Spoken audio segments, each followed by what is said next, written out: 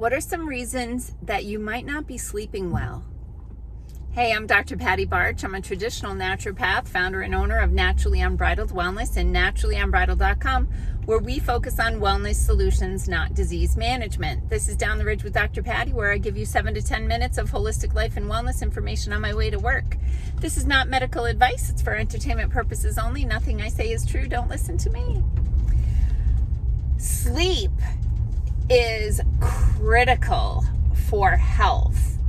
I've often said, if you're not sleeping, you're not healing.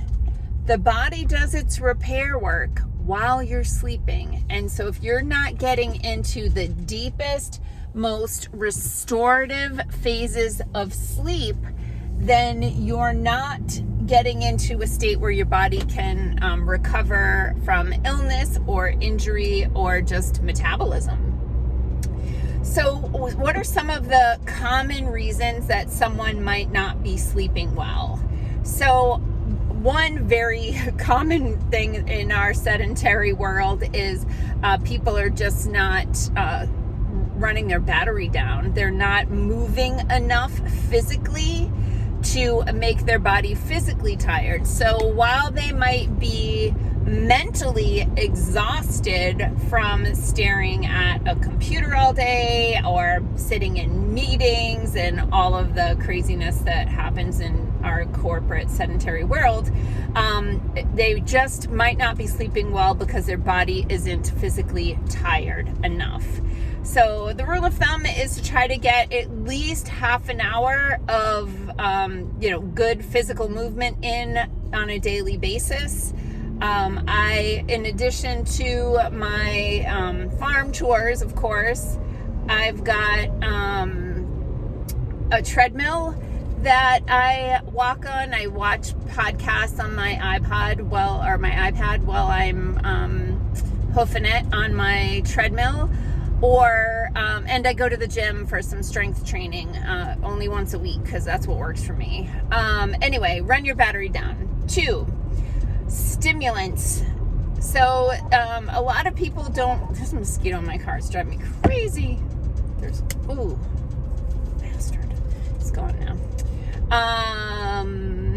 Stimulants. So of course people know if they're drinking a cup of coffee or certain teas or for sure energy drinks, they know they're getting stimulants. Although I have had people not realize what they thought was flavored carbonated water was actually caffeinated, and had clients been like, oh my gosh, I don't know what's going on, I can't sleep, blah blah blah, and they were accidentally drinking an energy drink in the evening after work because they thought it was like a seltzer.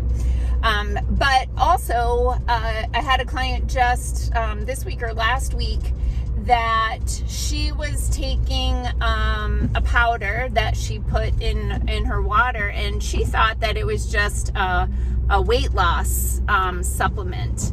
And she was having trouble sleeping as well. And I see this a lot with some multi-level marketing companies, but also in general, just some really interesting online brands that they tend to hide their ingredients. Now, I feel like if you're making a product, you should be proud of your ingredients and you should want to put those ingredients out there for everyone to see.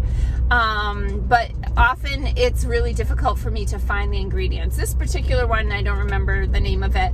But I went in there and I looked at the ingredients, and caffeine was one of the top ingredients, and then that guarana that I can never say the name.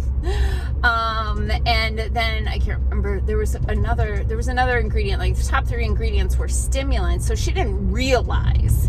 She thought, because I asked her about caffeine intake when she told me that she couldn't sleep, and she didn't realize that she was actually consuming caffeine and some other stimulants. So that was probably impacting her sleep. Now, along those lines too, of course, stress, right? If you're in fight or flight because you are super stressed out about a family matter, finances, work stress, right? If you're so worried about something that your body, your nervous system is staying in fight or flight, and you're not shifting into that rest and digest phase, then you could be, you're not going to sleep in fight or flight. You're just not. So stress for sure can be an impact. So some of the things for stress you could do is a distraction. So I'm not a huge fan of playing the TV to sleep, but at least if your brain is kind of listening to a TV show and you're not thinking about work or whatever's going on, and you can get bored enough that you can slip into sleep, I think it's more important. I'm sure the trolls and the haters are going to push back on having a TV in the bedroom, which whatever. I'm not a proponent of that, but I'm just trying to provide some strategies. Listening to an audiobook or a podcast could also be that distraction. Sometimes just saying something in your head, rote memory, certain prayers or songs or the alphabet, the Pledge of Allegiance, like whatever without thinking about it, that you can just recite over and over in your head. It's sort of a version of counting sheep. That can also be helpful. There are also white noise machines and some apps. I have one called Relax Melodies Premium, just a few dollar app that will play frequencies.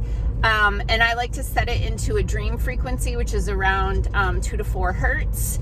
And it'll play like the pulsing of that, but then you can overlay a variety of sounds, like you can do wind or rain or wind chimes or like Zen type music, or the vacuum cleaner is one of them. Like there's a lot of different options there. So those are some options for the busy brain. Sometimes supplementing with a neurotransmitter GABA can be really helpful for the people who struggle to shut their brain off at night. So in my office, we have a sleep supplement that has GABA, L-theanine, a little bit of melatonin, and then a collection of relaxing herbs like valerian, passion flower, hops, barley, I think, that are in there to help relax. But one thing that a lot of people don't realize can be negatively impacting their sleep is their prescription medications. And we see this a ton, especially with any psychotropic drugs. These SSRI drugs and other types of psychotropic drugs, even if it doesn't happen in the beginning. So a misconception that a lot of people have is, well, I've been on this prescription for years, so it can't be that. Yes, it can be. Over time, the drug and its metabolites can be accumulating in your body and binding receptors also that impact of those drugs on your brain waves, your receptors over time can cause this like additive or cumulative effect where you kind of have hit the straw that breaks the camel's back, and then you start having some of these side effects. So one thing that we will often do, if people aren't following the trajectory that we expect them to follow on a wellness journey, we really will start digging more deeply into the side effects of their prescriptions, keeping in mind that there are little to no and mostly no studies that test these drugs in combination. So even though this drug over here doesn't list this problem and this drug over here doesn't list this problem, or maybe they both list the problem, but when you put them together, it amplifies that side effect. So that's really something important to pay attention to. So I hope those have been some helpful tips. Please feel free to interact with this content. It actually helps more people to see it.